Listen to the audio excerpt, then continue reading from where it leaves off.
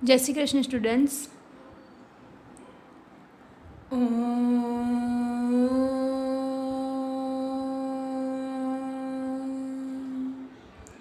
गुरु ब्रह्मा गुरु विष्णु गुरुदेव महेश्वर गुरु साक्षात् परब्रह्मा तस्मै श्री गुरवे नमः।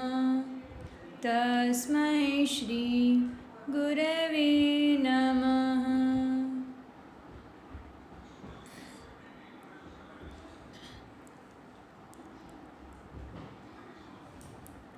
હવે આજના ટોપિકની શરૂઆત કરીએ। પ્રકીર્ણ 2ના છેલ્લા દાખલાઓ હવે ચાલે છે, જેમાં આ છે દાખલા નંબર 8, જેની રકમ છે જો f બરાબર છગડિયા કૌંસમાં ક્રમયુક્ત જોડ 1 1 2 3 0 -1 -1 -3 તમને આપેલા છે, અને આ જે સંબંધ છે એ fx બરાબર ax પ્લસ બી આ શરતથી વ્યાખ્યાયિત છે। તો આ શરત પરથી તમારે સ્મોલ એ અને સ્મોલ બી, આ સમીકરણમાં જે સ્મોલ એ અને બી છે એની કિંમત તમારે અહીંયા શોધવાની છે। તો જો આ ક્રમયુક્ત જોડ પરથી મેં કિરણ આકૃતિ બનાવેલી છે બે વિધેયની। આ પહેલું વિધેય છે અને આ બીજું વિધેય છે, જેમાં x બરાબર અહીંયા તમે 1 લેશો 1 તો y બરાબર તમને 1 મળશે। x બરાબર 2 લેતા y બરાબર 3 મળે છે। x બરાબર 0 લેતા y બરાબર -1 અને x બરાબર -1 તો y બરાબર 3 બરાબર। એટલે આ શરતનું પાલન કરવાથી આ કિંમતો મળે છે। એટલે આનો અર્થ શું થયો કે અહીંયા આપણે xની અલગ અલગ કિંમતો કયા મૂકીએ છીએ? હંમેશા xની જગ્યા પર। અહીંયા y બરાબર જે fx છે એની જગ્યા પર આપણે xની કિંમત મૂકીએ કે ભાઈ f(1) તો આપણને જવાબ વિસ્તારમાં જે ઘટક હોય એ મળે, એટલે કે f(1) બરાબર આપણને 1 મળશે। હવે y બરાબર જો તમે અહીંયા 2 લો, કેમ કે આ પ્રદેશ છે અને આ વિસ્તાર છે બરાબર, એટલે પ્રદેશમાં જો તમે f(2) લેશો કે f(2) xની જગ્યા પર 2 તો તમને yની જગ્યા પર અહીંયા મળશે 3। ફરી તમે જો f(0) લેશો 0 તો f(0) બરાબર તમને અહીંયા મળશે -1। એ જ પ્રમાણે f(-1) બરાબર -3 મળે છે। તો આ કિંમતોનો ઉપયોગ આપણે આ જે શરત છે કે આ જે સમીકરણ છે એમાં કરી અને કોઈ પણ બે સમીકરણ મેળવી અને પછી લોપની રીતનો જો ઉપયોગ કરીએ તો આપણને a અને bની કિંમત મળી શકે। ચાલો તો સૌથી પહેલાં આપણે f(1) વાળી કિંમતનો ઉપયોગ કરીએ બરાબર, કે f(1) બરાબર 1 છે અને તમે પરિણામ 1 સમજો, અને હવે આ જ 1 તમે આ સમીકરણમાં મૂકો। સમીકરણ છે fx બરાબર ax પ્લસ બી। તો અહીં x બરાબર 1 લેતા આ જગ્યા પર x બરાબર 1 લેતા જુઓ શું મળે છે, અહીંયા 1 મૂકશો તો f(1) બરાબર a × 1 પ્લસ બી, એટલે f(1) બરાબર આપણને મળ્યા a પ્લસ બી। આ થયું પરિણામ 2। તો જુઓ અહીંયા f(1) બરાબર 1 છે અને અહીંયા f(1) બરાબર a પ્લસ બી, એટલે પરિણામ 1 અને 2 પરથી કહી શકાય કે a પ્લસ બી બરાબર 1 છે। આ થયું પરિણામ તમારું 3। ચાલો હવે બીજી એક કિંમત આપણે આમાંથી કોઈ પણ લઈ લઈએ કે જેથી આપણે સરળતાથી કરી શકીએ। જુઓ f(0) બરાબર અહીંયા -1 તમને આપેલા છે, આપણે એ કિંમતનો ફરી ઉપયોગ કરીએ। ચાલો તો f(0) બરાબર -1 એને આપણે કહીશું પરિણામ 4। હવે આ જ f(0) એટલે કે xની જગ્યા પર 0 મૂકેલા છે, તો આ 0ને આપણે આ સમીકરણમાં મૂકીએ તો શું થશે? જુઓ f(0) બરાબર a × 0 પ્લસ બી। 0 સાથે કોઈ પણ સંખ્યા ગુણાય એટલે 0 થઈ જાય, એટલે 0 પ્લસ બી, એટલે અહીંયા f(0) બરાબર આપણને મળ્યા બી અને કહેવાશે પરિણામ 5। તો જુઓ અહીંયા f(0) બરાબર -1 છે ને અહીંયા f(0) બરાબર બી છે। એટલે અહીંયા -1 ને તમે બી સાથે સરખાવી શકો. એટલે પરિણામ 4 અને 5 પરથી બી બરાબર આપણને મળે છે -1. આ થયું પરિણામ 6. હવે તમે જુઓ, અહીંયા a પ્લસ બી બરાબર 1 આપણને આપેલા છે. તો અહીંયા લખીએ કે a પ્લસ બી બરાબર 1. અને હમણાં જ આપણે બી બરાબર -1 લીધા. તો આ -1ને આ સમીકરણમાં મૂકતા બી બરાબર -1 પરિણામ 6 પરથી લેતા a -1 બરાબર 1 એવું થાય. તો અહીંયા શું થશે? a બરાબર 1 પ્લસ 1 થાય. આપણે એ અને બી શોધવાના હતા. બી તો આપણને સમીકરણ પરથી જ મળી ગયા, બરાબર. આ કિંમત પરથી મળી ગઈ કે બી બરાબર -1 ને એ બરાબર જુઓ કેટલા મળ્યા? a બરાબર 1 પ્લસ 1 ઇક્વલ ટુ 2. એટલે અહીંયા આપણને જવાબ મળ્યો a બરાબર 2, બી બરાબર -1. ચાલો હવે આપણે પછીનો દાખલો કરીએ. એ છે દાખલા નંબર 9. અહીંયા રકમ તમને આપેલી છે, જુઓ કે r એ n થી n નો સંબંધ છે. એટલે કે સંબંધમાં એક્સની જગ્યા પર પણ એનના બધા જ ઘટક છે અને વાયની જગ્યા પર પણ એનના બધા ઘટક છે. એટલે બધી ધન વાસ્તવિક સંખ્યાઓ અહીંયા આવશે. ક્રમયુક્ત જોડ તરીકે ધન વાસ્તવિક સંખ્યાઓ અહીંયા આવે, જુઓ આવી રીતે.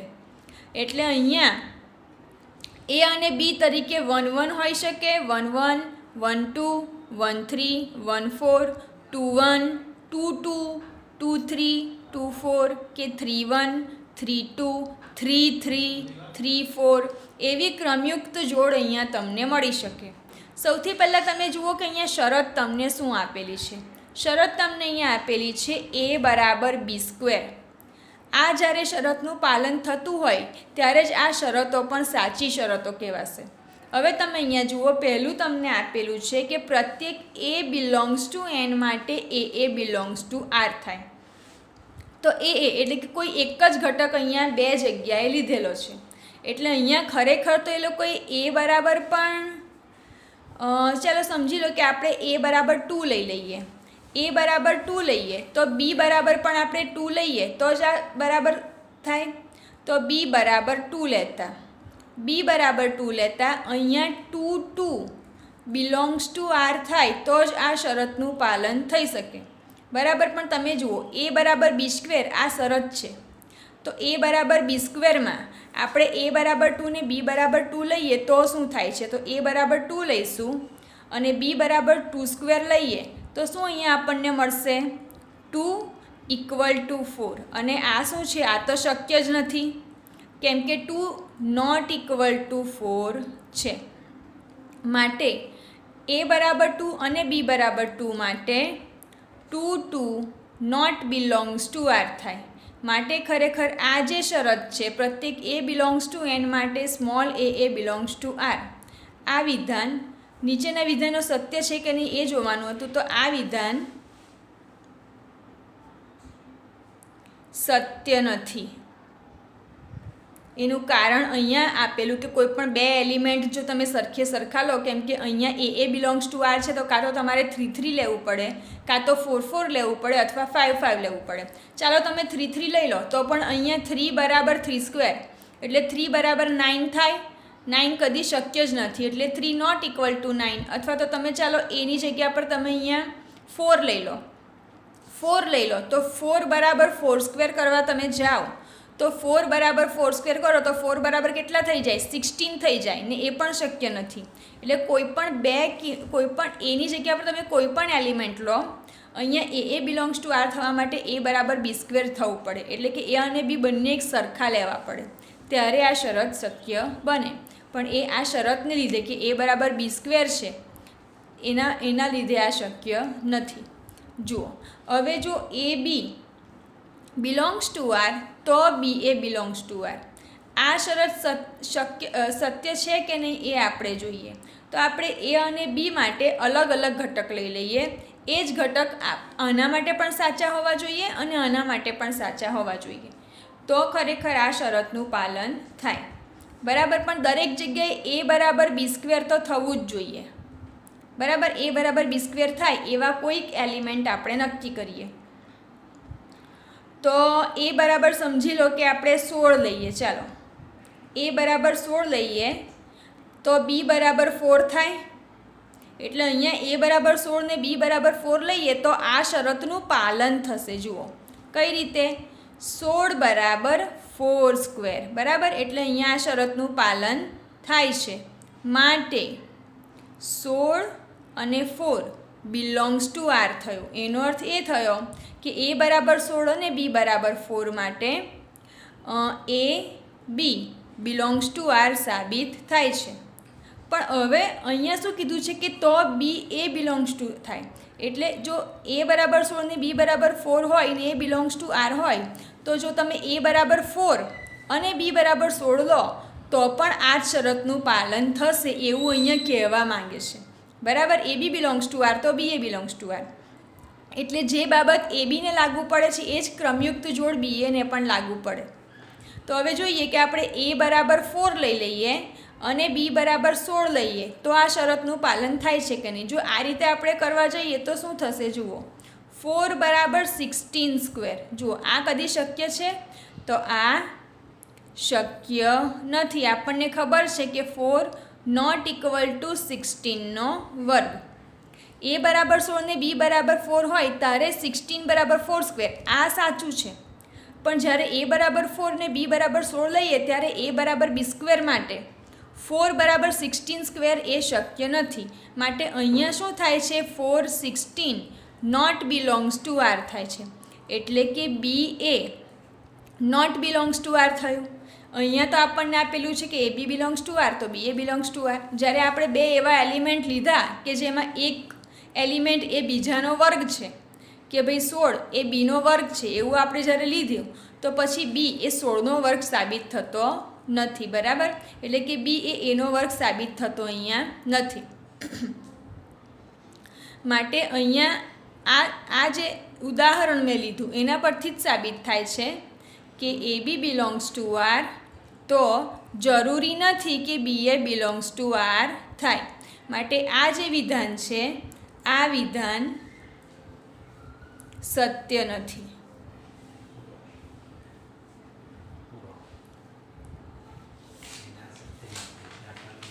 ચલો, ત્યાર પછી હવે જુઓ, તમને હવે એવું કીધું છે કે A B belongs to R, BC belongs to R તો એસી બિલોંગ્સ ટુ આર.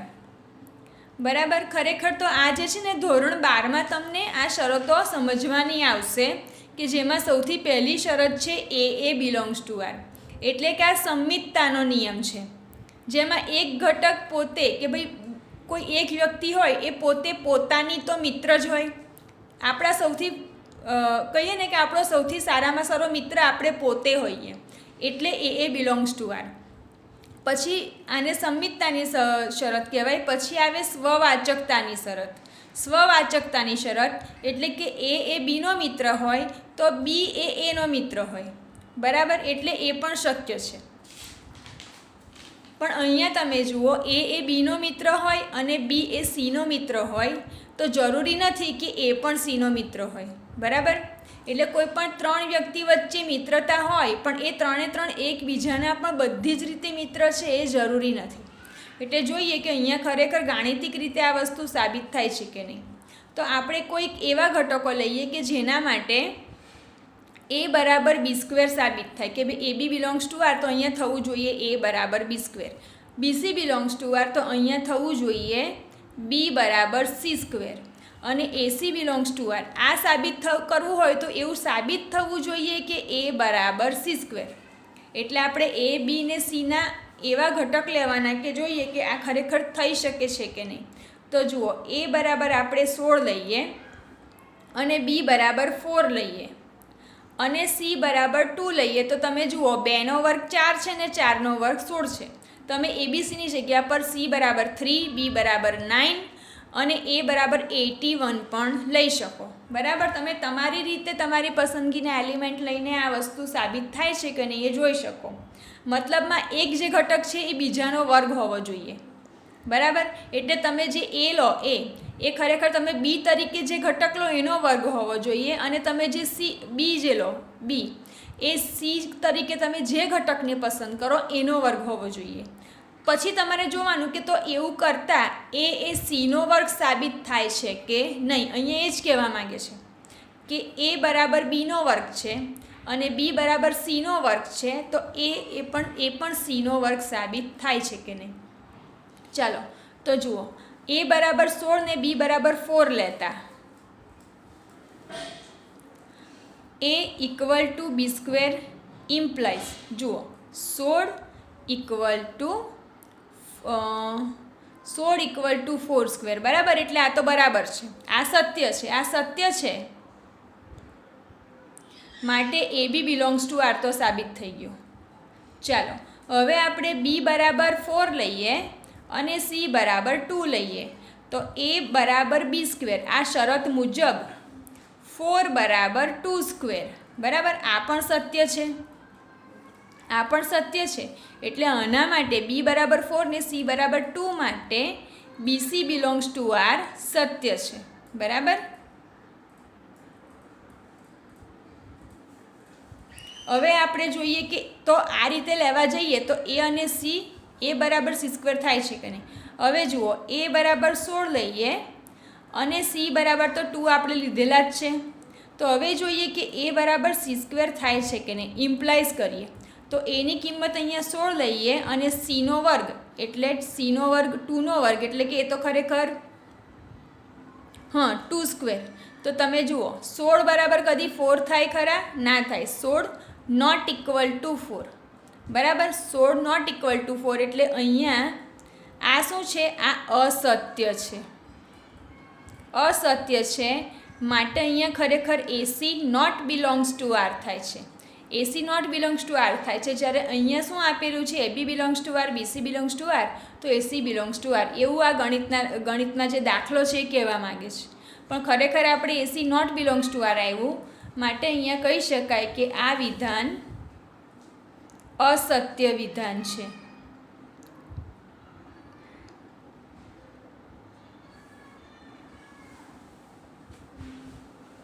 ચાલો હવે આપણે 11મો દાખલો જોઈશું. જુઓ, અહીંયા તમને રકમમાં આપેલું છે કે એફ એ ઝેડ ગુણ્યા ઝેડનો ઉપગણ છે. ઝેડ એટલે કે પૂર્ણાંક સંખ્યાઓનો ગણ, એવો ગણ કે જ્યાં 0 પછીની બધી ધન વાસ્તવિક સંખ્યાઓ ડાબી બાજુ અને 0 પછીની બધી ઋણ વાસ્તવિક સંખ્યાઓ જમણી બાજુ આપેલી હોય, બરાબર. આને ઝેડનો ગણ કહેવાય. તો જ્યારે ઝેડનો ચોકડી ગુણાકાર ઝેડ સાથે થાય ત્યારે ક્રમયુક્ત જોડ તમને કેવી મળી શકે? ક્રમયુક્ત જોડ તમને મળે 0 0, 0 1, 0 2, બરાબર. અથવા તો -1 1, -1 2, -1 3 કે -2 1, -2 2, -2 3, -3 3, એવા ઘટકો પણ અહીંયા તમને મળી શકે. હવે તમે જુઓ કે અહીંયા શરત શું આપેલી છે? અહીંયા શરત આપેલી છે કે ક્રમયુક્ત જોડમાં એ બી બિલોંગ્સ ટુ ઝેડ હોય તો એ બીનો ગુણાકાર એ અને બીના સરવાળા બરાબર પણ થાય. એટલે આ જે છે એ શરત છે કે એફ બરાબર એ બી અને એ પ્લસ બી એવી રીતે છે કે એ અને બી બિલોંગ્સ ટુ ઝેડ આપેલ છે. તો આ વિધેય હોવાની શરત છે. હવે વિધેય હોવાની સૌથી મોટામાં મોટી શરત આપણે કઈ શીખ્યા કે એક્સ વાય એ ક્રમયુક્ત જોડમાં એક્સને ફક્ત એક જ પ્રતિબિંબ મળે. એટલે કે જ્યારે તમે આ રીતે બે ગણની આકૃતિ દોરો ત્યારે એક ઘટક માટે કોઈ એક જ ઘટક અહીંયા આ બાજુ બીમાં મળે, એના કોઈ એક ઘટક માટે બીમાં એક અને માત્ર એક જ ઘટક મળે, બીના એક ઘટક માટે પણ અહીંયા એક અને માત્ર એક જ ઘટક મળે. જો અહીંયાથી બે તીર આ રીતે આવે, કોઈ એક ઘટક માટે બીમાં બે ઘટક તમને મળતા હોય તો એ સંબંધ તમને વિધેય કહેવાશે નહીં. હવે અહીંયા જુઓ, તમે ઝેડમાંથી કોઈ પણ બે સંખ્યાઓને એ અને બી તરીકે પસંદ કરી શકો. ધારો કે એ બરાબર તમે 1 લો અને બી બરાબર 4 લો, તો આ શરત મુજબ ક્રમયુક્ત જોડ કઈ બનશે એ જુઓ. ક્રમયુક્ત જોડ અહીંયા બનશે 1 × 4 અને 1 + 4, એટલે અહીંયા ક્રમયુક્ત જોડ બનશે 4 5. ચાલો હવે એ જ પ્રમાણે જો એ બરાબર તમે 2 લો અને બી બરાબર પણ 2 લો, તો હવે ક્રમયુક્ત જોડ બનશે 2 × 2 અને 2 + 2, એટલે અહીંયા તમને ફરીવાર 4 મળશે, બરાબર. આ જે પહેલું સ્થાન છે એક્સનું સ્થાન, ત્યાં તો 4 મળશે, પણ તમને વાયના સ્થાનમાં 2 + 2 કરતાં અહીંયા 4 મળી જાય છે.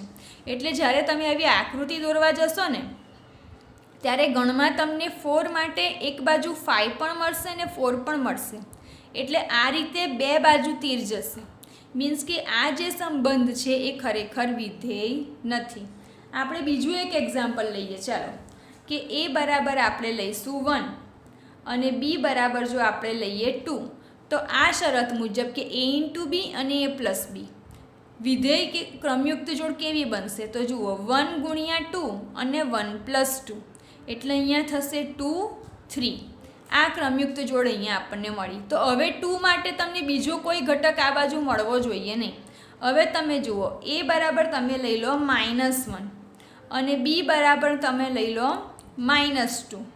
તો તમે જુઓ અહીંયા -1 × -2 કરો અને -1 -2નો તમે અહીંયા સરવાળો કરો, બરાબર. તો અહીંયા જુઓ અહીંયા તમને મળે છે -1નો -2 સાથે ગુણાકાર કરો તો +2 થઈ જાય ને અહીંયા -1 -2 કરતાં -3 મળે છે. એટલે અહીંયા આ બે ક્રમયુક્ત જોડ પરથી તમને જે બે ગણ વચ્ચે વિધેયનો સંબંધ જે સર્જાય છે એમાં અહીંયા 2 સાથે તમને 3 પણ મળે છે ને આ જ 2 સાથે તમને આ બાજુ -3 પણ મળે છે. એટલે કે ગણ એના કોઈ એક ઘટક માટે ગણ બીમાં તમને 2 પ્રતિબિંબ મળે છે. જુઓ દેખાય છે, 2 માટે 3 પણ મળે ને 2 માટે -3 પણ મળે છે. માટે આ સંબંધ વિધેય નથી, બરાબર. ચાલો, બાકીના જે દાખલા છે એ દાખલા તમારે હોમવર્કમાં કરવાના છે. એટલે કે દાખલા નંબર 12, બરાબર. આ 11મું મેં તમને કરાવ્યો. દાખલા નંબર 12 તમારે જાતે કરવાનો છે અને દાખલા નંબર 7 પણ તમારે જાતે કરવાનો છે. 12 અને 10, ઓકે. HW માં દાખલા નંબર 12 અને 10 તમારે જાતે કરવાનો, બરાબર. ધ્યાનમાં રાખજો.